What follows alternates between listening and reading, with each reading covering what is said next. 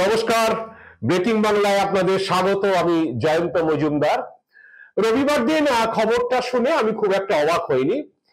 আমাদের অনেকেই এটা খবরটা শুনে অবাক হয়েছিলেন যে খবরটা হলো বিচারপতি অভিজিৎ গঙ্গোপাধ্যায় কলকাতা হাইকোর্টের তিনি বিচারপতি থেকে পদ থেকে তিনি অবসর নিচ্ছেন, তিনি চাকরি থেকে পদত্যাগ করছেন।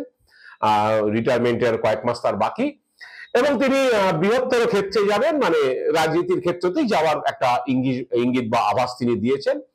কারণ আদালতে থেকে সমস্ত আদালতে বসে সমস্ত মানুষের সবকিছু দুঃখ দুর্দশা শোনা বা দেখা তার পক্ষে সম্ভব না। সেক্ষেত্রে বৃহত্তর ক্ষেত্রে গেলে অনেক মানুষকে তিনি সেবা করতে পারবেন বা তাদের হয়ে কাজ করতে পারবেন, এরকম একটা ধারণা বশবর্তী হয়ে তিনি এইরকম একটা সিদ্ধান্ত নিয়েছেন বলে সংবাদ মাধ্যমকে জানিয়েছেন। তো বিচারপতির এই পদক্ষেপে বিভিন্ন রাজনৈতিক দল তাদের বিভিন্ন ধরনের প্রতিক্রিয়া দিয়েছে। তো আমি গত 1-1.5 বছর ধরেই তাকে অবজার্ভ করেছি, কারণ আমি বেশ কয়েকটি ভিডিও ওনাকে নিয়ে করেছি এবং আমি তখন বারে বারে বলতে চেয়েছিলাম যে উনি যেসব আদেশ দিচ্ছেন আমার মনে হচ্ছে এগুলো কিছু মোটিভেটেডলি আছে।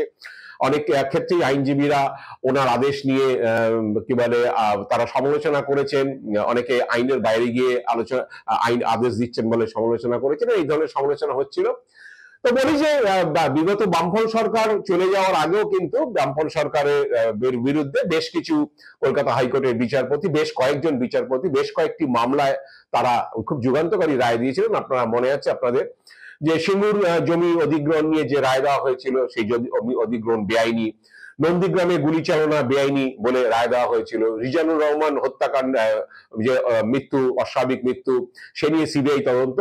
কিন্তু তখন কিন্তু আমরা কখনো অভিজিৎ গাঙ্গুলির মতো কোনো বিচারপতিকে আইনের বাইরে গিয়ে কোনো মন্তব্য করা, সংবাদ মাধ্যমের কাছে কোনো মন্তব্য করা, এই ধরনের কথা বা কিন্তু আমরা বলতে শুনিনি বা এরকম অভিযোগ কারোর বিরুদ্ধে ওঠেনি যে এই সমস্ত বিচারপতিরা শুধুমাত্র তারা সেই বিচার্য বিষয় নিয়েই আদালতে কথা বলেছেন এবং তাদের রায় সেটুকু উল্লেখ করেছেন। এমনকি যখন পর্যবেক্ষণ হয়, যখন আদালতে কোনো মামলা যখন চলে, বিচারপতিরা অনেক সময় বিভিন্ন বিষয়ে তাদের অবজারভেশন জানান, সেই অবজারভেশনের সময় কিন্তু তারা তাদের কোন রকম বেফাস মানে এমন কিছু কথা বলা বা আইন বিচার যেটা দিয়ে বিচার হচ্ছে তার বাইরে কথা বলে, এরকম অভিযোগ তাদের বিরুদ্ধে ওঠেনি। কিন্তু গত 1-1.5 বছর ধরেই কিন্তু অভিজিৎ গঙ্গোপাধ্যায়ের বিরুদ্ধে এই ধরনের অভিযোগ উঠছিল, বিভিন্ন আইনজীবী সেটা করছিল, বিভিন্ন রাজনৈতিক দল করছিল, বিশেষ করে শাসক দল তৃণমূল করছিলেন। শাসক দল তৃণমূলের প্রতিনিধিরা বারে বারে বলছিলেন যে আপনি বিচারপতি চেয়ার ছেড়ে রাজনীতিতে এসে নামুন, কারণ আপনি যে ধরনের রায় দিচ্ছেন, আদেশ দিচ্ছেন, তাতে অনেক ক্ষেত্রেই বা বেশিরভাগ ক্ষেত্রেই সুপ্রিম কোর্টে তার স্থগিতাদেশ হয়ে যাচ্ছে এবং আপনি যে ধরনের মন্তব্য করছেন এগুলো রাজনীতি করলে করা যায়, আপনি এই ধরনের মন্তব্য থেকে বিরত থাকুন, দরকারে বিচারপতি চেয়ার ছেড়ে এসে আপনি রাজনীতি করুন। এই ধরনের কথা বারে বারে তৃণমূল অভিযোগ করেছে বিচারপতি অভিজিৎ গঙ্গোপাধ্যায়ের বিরুদ্ধে। এবং বিচারপতি অভিজিৎ গঙ্গোপাধ্যায় শুধুমাত্র আদালতের চেয়ারে বসে না, আদালতের বাইরে তিনি বিভিন্ন ধরনের মন্তব্য করেছেন। তার আইনের বিচার্য বিষয় নয়, তিনি যে মামলা শুনছেন না সেই মামলাতেও তিনি মন্তব্য করেছেন এবং বলা বাহুল্য যে বেশিরভাগ ক্ষেত্রেই শাসক দলের বিরুদ্ধে তিনি মন্তব্য করেছেন, ফলে শাসক দল তাকে বারবার আক্রমণ করেছে এবং শাসক দল বলেছে যে তিনি পক্ষপাত দুষ্ট হয়ে, কোনো রাজনৈতিক দলের পক্ষপাত দুষ্ট হয়ে, কোনো কোনো সময় তারা বিজেপির দালালি করছেন এই কথাও বলেছে যে বিজেপির দালালি করে তিনি পক্ষপাত দুষ্ট হয়ে এইসব ধরনের মন্তব্য করছেন বা এইসব ধরনের আদেশ দিচ্ছেন, যার ফলে সেই আদেশ সুপ্রিম কোর্টের স্থগিতাদেশ হয়ে যাচ্ছে, সেই আদেশের উপর স্থগিতাদেশ দেওয়া হচ্ছে। তো এই ধরনের কথা বলেছেন। কিন্তু বিচারপতি বাংলার মানুষের কাছে একটা ইমেজ তৈরি করতে পেরেছিলেন অভিজিৎ গঙ্গোপাধ্যায়, তিনি দুর্নীতির বিরুদ্ধে প্রতিবাদী চরিত্র, এই ধরনের একটা ইমেজ তিনি তৈরি করেছেন। জানি না তিনি যে সমস্ত অর্ডার করেছেন সেই অর্ডারগুলো ভবিষ্যতে সেই মামলার আলটিমেটলি কি হবে, তার মামলাতে দোষী সাব্যস্ত কেউ হবেন কিনা, কারণ তার মামলার অনেক অর্ডারই সুপ্রিম কোর্টে স্থগিতাদেশ হয়ে গিয়েছে, তার তিনি যেসব অর্ডার দিয়েছেন অনেকগুলো মামলায় অবশ্য ইডি সিবিআই তদন্ত করছে, সেই তদন্তের এখনো পূর্ণাঙ্গ রূপ পায়নি, সেই তদন্ত সবই গ্রেফতার করা অবস্থাতেই রয়েছে, কোনো কিছু কিছু ক্ষেত্রে প্রাথমিক চার্জশিট হয়েছে, পূর্ণাঙ্গ চার্জশিটও হয়নি। তো সেই মামলা সিবিআই এর নির্দেশ সঠিক কিনা, সঠিক হলেও সিবিআই বা ইডি সেই মামলায় দোষী সাব্যস্ত করতে পারছে কিনা, তাদের যে দুর্নীতির অভিযোগ সেই অভিযোগ প্রমাণ করতে পারছে না, সেগুলোর জন্য আমাদের অনেক অপেক্ষা করতে হবে, যাই না সেগুলো এখনো হয়নি। তো সেক্ষেত্রে অভিজিৎ গঙ্গোপাধ্যায় কতটা তার এই আদেশগুলো সঠিক বা যুক্তি নির্ভর ছিল সেটা ভবিষ্যৎ প্রমাণ দেবে। কিন্তু তিনি যে কাজগুলো করেছেন সে কাজগুলো নিয়ে প্রশ্ন ওটাই স্বাভাবিক। আমিও বেশ কয়েকটি ভিডিও ওনাকে নিয়ে করেছি এবং আমিও সে কথাই তুলে ধরেছিলাম যে তিনি যেগুলো করছেন সেগুলো হচ্ছে যে অনেকেই আইনজীবীরা প্রশ্ন তুলছেন যে বিচারপতি হিসাবে তিনি বসে এই কাজটা করতে পারেন না, তিনি যে মামলা শুনছেন, তিনি যে মামলা আদেশ দিচ্ছেন তার বাইরে গিয়েও তিনি অনেক কিছু করছেন। তো যা হোক, বিভিন্ন মহল থেকে যেটুকু শোনা যাচ্ছে, অভিজিৎ গঙ্গোপাধ্যায় অবশ্য বলেছেন যে তিনি সোমবার দিন তার কাজে, হাইকোর্টের যে কাজ সে কাজের শেষ দিন, তিনি যাবতীয় দায়িত্ব যেখানে দেওয়ার সেখানে তিনি তুলে দেবেন এবং মঙ্গলবার দিন তিনি পদত্যাগ করবেন হাইকোর্টের চিফ জাস্টিস, সুপ্রিম কোর্টের চিফ জাস্টিস এবং রাষ্ট্রপতির কাছে পদত্যাগপত্র দিয়ে। এবং সেদিন হাইকোর্টের কাছে সূর্য সেনের মূর্তির নিচে তিনি প্রেস কনফারেন্স করবেন, করে জানাবেন ভবিষ্যতে কোনো রাজনৈতিক দলে যাবেন কিনা। তিনি ইতিমধ্যেই বলেছেন যে বাম, কংগ্রেস, বিজেপি তারা যদি কেউ তাকে আহ্বান জানায় তিনি যেতে পারেন, কিন্তু তৃণমূলের নাম করেননি। শাসক তৃণমূলকে নিয়ে রবিবারও তিনি বিদ্রোহ করেছেন। তিনি মৌর্য সাম্রাজ্যের উপমা তুলে বলেছেন যে একসময় মৌর্য সাম্রাজ্য দেখেছে, এখন চৌর্য সাম্রাজ্য চলছে। এই ধরনের আক্রমণ তিনি রবিবারও শাসক তৃণমূলকে করেছেন। যাই হোক, বিভিন্ন সূত্র থেকে যেটুকু জানা যাচ্ছে, বিভিন্ন সূত্র থেকেই বলছি, কারণ অভিজিৎ গঙ্গোপাধ্যায় কিন্তু বলেননি তিনি কোন দলে যোগদান করবেন। বিভিন্ন সূত্র থেকে যেটুকু জানা যাচ্ছে যে তিনি বিজেপিতে যোগদান করতে পারেন এবং আরো একটি বিষয়ে জানা যাচ্ছে যে, বা শোনা যাচ্ছে, আমি বলছি যে তিনি তাকে তমলুক আসন ছাড়া হতে পারে বিজেপির তরফ থেকে, তিনি তমলুক আসনে প্রতিদ্বন্দ্বিতা করতে পারেন।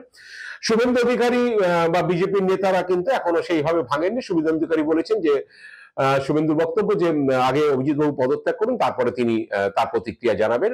তবে তিনি কদিন আগেই বলেছেন যে 7 মার্চ একটা যোগদান একটা ভয়ঙ্কর কিছু একটা হতে পারে, এরকম একটা ইঙ্গিত দিয়েছেন। তো অনেকে মনে করছেন যে বিজেপির দিকে তো পা বাড়িয়ে রেখেছে অভিজিৎ গঙ্গোপাধ্যায় এবং বিজেপির হয়ে তিনি হয়তো নির্বাচনে প্রতিদ্বন্দ্বিতা করতে পারেন, কারণ নির্বাচনে টিকিট তাকে দেওয়া হলে তিনি তাতে যে তার কোনো আপত্তি নেই সেই আভাস ইঙ্গিতও তিনি দিয়েছেন। তবে সিপিএম ও কংগ্রেসের থেকে প্রতিক্রিয়া এসেছে।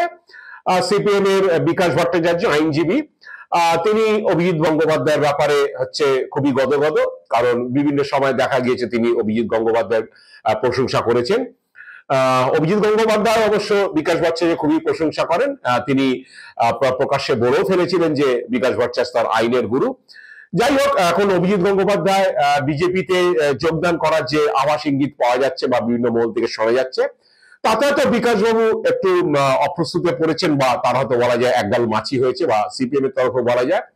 কারণ অভিজিৎ গঙ্গোপাধ্যায়কে গত 1-1.5 বছর ধরে সিপিএম বা বিকাশ ভট্টাচার্যরা একটা হাইকোর্টের চেয়ারে বসে তিনি একটা বিপ্লব করে দিয়েছেন, এরকম একটা তার ভাবমূর্তি তৈরি করার পেছনে তাদের একটা মদত বা কিছু ছিল।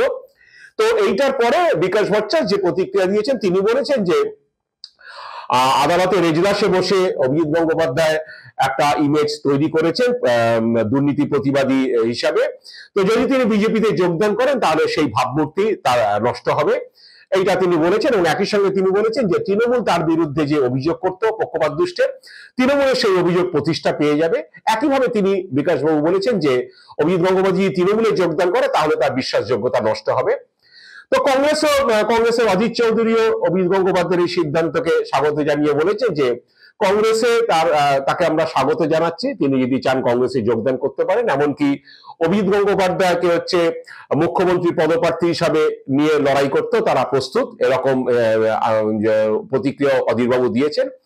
তো অভিজিৎ বাবু কি বলে এইসব প্রতিক্রিয়া ব্যাপার জেনেছেন, কিন্তু অভিজিৎ বাবু যেটা অনেকেই বলেন যে তিনি বামপন্থী ঘরানার লোক হিসাবেই পরিচিত, কিন্তু বর্তমানে তিনি সিপিএম এ যাচ্ছেন বা এরকম কোনো আভাস তিনি দেননি।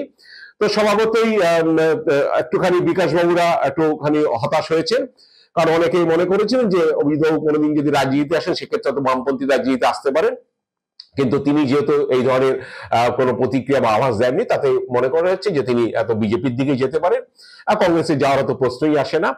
তো সেই কারণে কংগ্রেস সিপিএম এর প্রতিক্রিয়াগুলো এইরকম এসছে, কারণ তারা এতদিন অভিজিৎ বাবুকে হিরো বানিয়েছিলেন। এবার তাদের দলে যোগদান না করে তিনি যখন বিজেপিতে যাচ্ছেন, স্বভাবতই তারা এইসব প্রশ্নগুলো তুলছেন অভিজিৎ গঙ্গোপাধ্যায় সম্পর্কে, যে তার যে ইমেজ, সেই ইমেজে বিজেপিতে গেলে মার খেতে পারে। তো এখনো অভিজিৎ বাবু কোথায় যাবেন সেটা নিশ্চিত করেননি, কোন রাজনৈতিক দলে যোগদান করবেন কিনা, নির্বাচনে লড়বেন কিনা, সেটা মঙ্গলবার তিনি পদত্যাগ করলে তার পরবর্তীকালে আমরা বলছি এই কারণে যে তিনি যদি বিজেপিতে যোগদান করেন বা তিনি যদি বিজেপির প্রার্থী হন, তাহলে সেক্ষেত্রে তাকে বিজেপির ঝান্ডা হাতে তুলে নিতে হবে। এবং বিজেপির এখন বর্তমানে মুখ হচ্ছে শুভেন্দু অধিকারী। তো সেই শুভেন্দু অধিকারীর সঙ্গে তাকে মঞ্চে বসতে হবে, পাশাপাশি চেয়ারে বসতে হবে। আর তমলুক আসনে যদি লড়াই করে তাহলে তো কোনো কথাই নয়। তমলুক আসন হচ্ছে শুভেন্দু অধিকারীর নিজের জেলা, তার গড় বলা যায়। তিনি একসময় তমলুক আসনে এমপি ছিলেন। তো প্রশ্ন হচ্ছে যে অভিজিৎ বাবু এতদিন অনেক ন্যায়ের কথা বলেছেন, অনেক আইনের কথা বলেছেন, বিচারের কথা বলেছেন। তো যখন যদি তিনি বিজেপিতে যোগদান করেন, যদি দিয়েই বলছি, যদি তিনি বিজেপিতে যোগদান করেন, যদি তিনি প্রার্থী হন, যদি তিনি বিজেপির মঞ্চে উঠে ঝান্ডা হাতে নেন, যদি তিনি শুভেন্দু অধিকারীর পাশে বসেন, তখন নারদাকাণ্ডের এফআইআর নেম শুভেন্দুর পাশে বসতে তার লজ্জাবোধ হবে না তো, বা তার নীতিতে বাঁধবে না তো? আজ এ পর্যন্তই। আপনারা ভালো থাকবেন, সুস্থ থাকবেন। নমস্কার।